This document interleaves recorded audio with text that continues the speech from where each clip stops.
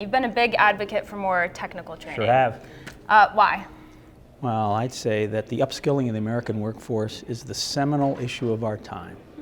There's nothing more important. And you can see it written across social and commercial imperatives. You read the Wall Street Journal, any other paper, you hear things like the middle class is shrinking. And then you talk to people like the National Association of Manufacturers. They say that there are 600,000 jobs that are gone unfilled because of skills, and it's impeding the future of manufacturing. You put these two things together, you say that middle class is shrinking even though they want these jobs, and we can't fill them in manufacturing, and so what's the problem? When you talk to people, when you speak to people in any forum, in this town or others, and you say, how would you feel about your son or daughter being a welder? You can hear a pin drop in the room because they know what that means. That's what other people's kids do.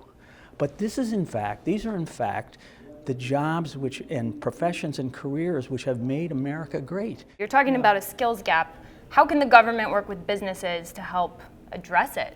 Well, first, I think, is to celebrate the fact that these jobs are important. You know, a lot of people in this town and others say that the American dream is out of reach. Well, I say that's because we've redefined the American dream. It was always that you keep your family warm and safe and dry and have pride and dignity. But now I think we kind of think of it as being a CEO or the editor of the Wall Street Journal or a physician or an attorney. Well, I'm here to tell you that being a welder keeps your family warm and safe and dry and engenders pride and dignity.